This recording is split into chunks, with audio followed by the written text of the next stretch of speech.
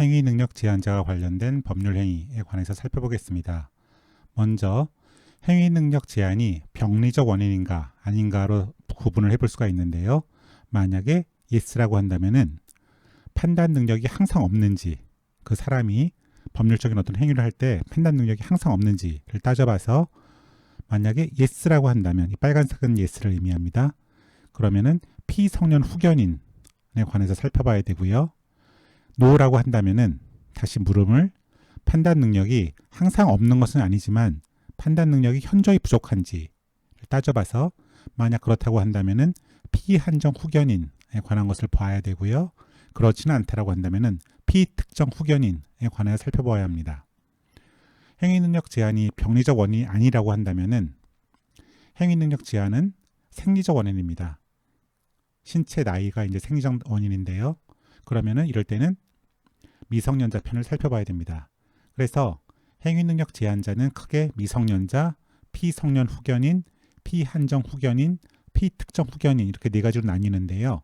이 구분은 행위 능력 제한이 병리적 원인인지 아닌지, 그리고 판단 능력이 항상 없는지 있는지, 판단 능력이 항상 없는 것은 아니라고 해도 판단 능력이 현저히 부족한지 아닌지, 이런 식의 질문들을 거쳐갖고 미성년자, 피성년 후견, 피한정 후견, 피특정 후견을 나누게 됩니다.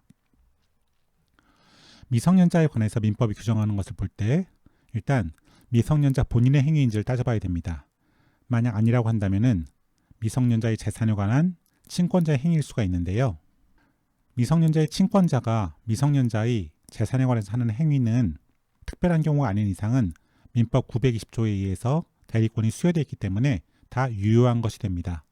그러니까 유효한 대리인이 한 행위이기 때문에 미성년자 행위가 아니라 친권자의 행위라고 한다면 미성년자의 재산을 대상으로 한 법률 행위라고 하더라도 원칙적으로 유효합니다.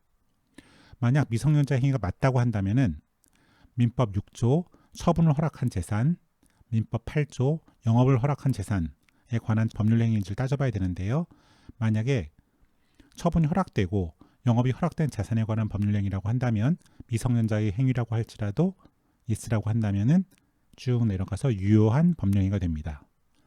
만약에 처분을 허락한 재산이나 영업을 허락한 재산이 아니라고 한다면은 그 재산에 대한 처분 행위를, 법률 행위를 법정 대리인이 동의했는지 아닌지를 따져봐야 됩니다.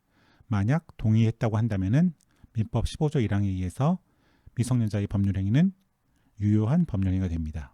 만약에 동의를 하지 않았다고 한다면, 아까 파란색은 노라고 했죠. 동의하지 않았다고 한다면 그 법률 행위는 취소가 가능한 법률 행위입니다. 15조 2항이 규정하고 있죠. 그래서 취소했는지 안 했는지를 따져봐서 취소를 했다고 한다면은 무효인 법률 행위가 되는 거고요. 취소를 하지 않았다고 한다면은 유효한 법률 행위로 남아있게 됩니다. 그 다음에 판단 능력이 전혀 없는, 항상 없는 피성년 후견인에 관해서 보면요. 피성년 후견인이 어떤 법률 행위를 했는지 아닌지를 먼저 따져봐야 됩니다. 그래서 피성년 후견인의 행위가 아니라고 한다면 그것은 성년 후견인의 행위가 될 텐데요. 친권자와 마찬가지로 성년 후견인에게도 법에 의해서 민법 949조에 의해서 대리권이 수여되어 있기 때문에 피성년 후견인이 아니고 성년 후견인이 한 피성년 후견인의 재산에 관한 법률 행위는 유효한 것으로 쭉 내려가 버립니다. 그리고 만약에 피성년 후견인 본인이 한 행위라고 한다면은 일상생활에 관한 행위인지 아닌지를 따져봐야 됩니다.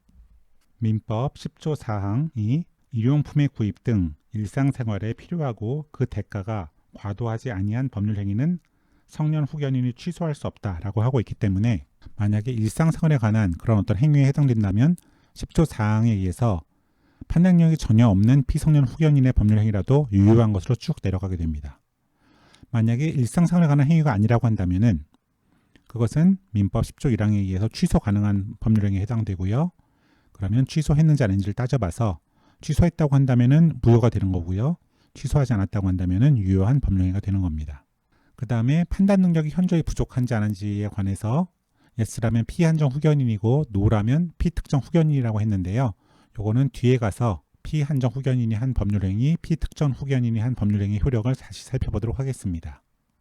행위 능력 제한자 중 미성년자의 재산에 관한 법률 행위, 피성년 후견인의 재산에 관한 법률 행위는 미성년자가 한 행위인지 아닌지, 피성년 후견인이 한 행위인지 아닌지부터 시작해서 이런 식의 판단 구조에 따라서 그것이 부요인지 유효한지를 따져보면 되겠습니다.